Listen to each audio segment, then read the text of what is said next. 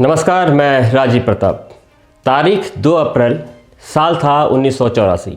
वह ऐतिहासिक दिन जब सारे देश की धड़कनें बढ़ गई, जब अंतरिक्ष में गूंजा सारे जहां से अच्छा हिंदुस्तान हमारा। जी हाँ, जब इंदिरा गांधी ने राकेश शर्मा से पूछा अपना भारत अंतरिक्ष से कैसा दिखता है, तब उन्होंने यही जवाब दिया था। ऊपर से भारत कैसा दिखता है आपको? जी, मैं बगैर किसी झिझक के कह सकता हूँ कि सारे जहां से अच्छा। सारे जहां से अच्छा। इस अविस्मरणीय और रोमांचक पल को लाखों भारतवासियों ने अपने टेलीविजन सेट पर देखा। आज 13 जनवरी है। ठीक इसी दिन साल 1949 में राकेश शर्मा का जन्म हुआ था, जो भारत के पहले अंतरिक्ष यात्री बने।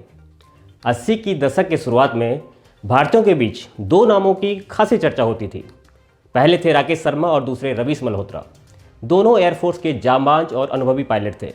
दोनों को उस अभियान के लिए छांटकर आखिरी दो में रखा गया था, जिसमें से कि किसी एक को अंतरिक्ष में जाना था। इस पूरे ऑपरेशन को लेकर पूरा भारत रोमांचित था। 80 के दशक में ये हर भारतीय के लिए फक्र की बात थी कि अपने देश से कोई अंतरिक्ष में जाने वाला है। अब उस बात को एक जमाना बीत चुका है। आखिरी दो में से राकेश शर्मा को अंतरिक्ष जाने के लिए छांट लिया गया। फिर वो करीब 2 साल के लिए कड़ी ट्रेनिंग पर मॉस्को चले गए, जिस दौरान वो मॉस्को के यूरी गार्गिन अंतरिक्ष केंद्र में अंतरिक्ष में रहने की कड़ी ट्रेनिंग ले रहे थे। तभी उनके साथ एक दुखद हादसा भी हो गया। भारत में उनकी 6 साल की बेटी मानसी का निधन हो गया।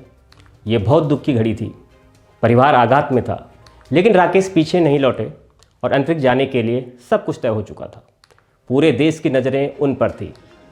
अपने दुख को भूलकर उन्होंने वो किया जिसका देश इंतजार कर रहा था। बताते हैं कि राकेश बचपन में इलेक्ट्रॉनिक चीज़ों पर बारीकी से नज़र रखते थे। वह हर बिगड़ी हुई चीज़ को बनाने की इच्छा जाहिर करते थे। आसमान में उड़ते हुए जहाज़ को देखकर बहुत रोमांचित होते और उसे तब तक देखते जब तक कि वह उनकी आंखों से ओझल ना हो जाए। आज राकेश शर्मा का 74वां जन्मदिन है और वो आज अपना जन्मदिन मना रहे हैं। आपको बता दें कि पाकिस्तान से युद्ध के बाद खासी चर्चा में आए थे राकेश शर्मा। 1971 में भारत पाकिस्तान युद्ध के दौरान राकेश शर्मा ने अपने विमान मिग एयरक्राफ्ट से महत्वपूर्ण सफलता हासिल की।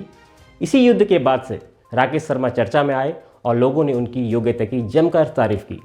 शर्मा ने दिखा दिया कि कठिन परिस्थितियों में किस तरह शानदार काम किया जा सकता है। वो घड़ी आ गई थी जब देश की सांसें रुकी पड़ी थी।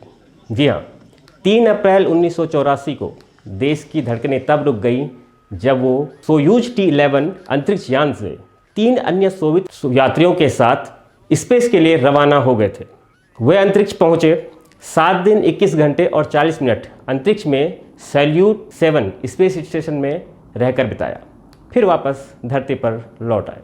उनकी अंतरिक्ष उड़ान के दौरान इंदिरा गांधी ने राकेश शर्मा से पूछा कि ऊपर से भारत कैसा दिखता है। राकेश शर्मा ने उत्तर दिया था, सारे जहां से अच्छा। ऊपर से भारत कैसा दिखता है आपको? जी, मैं बगैर किसी झिझक के कह सकता हूँ कि सारे जहां से अच्छा। धरती से तत्कालीन प्रधानमंत्री इंदिरा गांधी का यह सवाल और अंतरिक्ष में रूसी अंतरिक्ष यान से भारत के अंतरिक्ष यात्री राकेश शर्मा के इस जवाब ने हर हिंदुस्तानी को रोमांचित कर दिया था। आज हमारे देश के हीरो राकेश शर्मा का जन्मदिन है। आज वे कहाँ हैं? क्या आप जानते हैं कि कुछ मीडिया रिपोर्ट्स के अनुसार राकेश शर्मा का लंबा समय बेंगलुरु में गुजरा। खबरों के अनुसार अब वो तमिलनाडु के खूबसूरत हिल टाउन कुन्नूर में रहते हैं। हालांकि वे बेंगलुरु की एक कंपनी कैंडिला लैब्स में नॉन एग्जीक्यूटिव चेयरमैन भी हैं। कंपनी खासतौर पर इंश्योरेंस सेक्टर की कंपनियों के लिए इंटेलिजेंस ऑटोमेशन प्रोवाइड कराने का काम करती है। राकेश शर्मा का एक बेटा है और एक बेटी। बेटा कपिल फिल्म जगत में डायरेक्टर है, तो बेटी मीडिया में आर्ट डिवीज़न में। राकेश खाली समय में कहते हैं कि गोल्फ खेलने और म्यूजिक सुनने में गुजारते हैं। तो एक बार फिर देश के इस महान हीरो को हमारी ओर से जन्मदिन की हार्दिक शुभकामनाएं। धन्यवाद।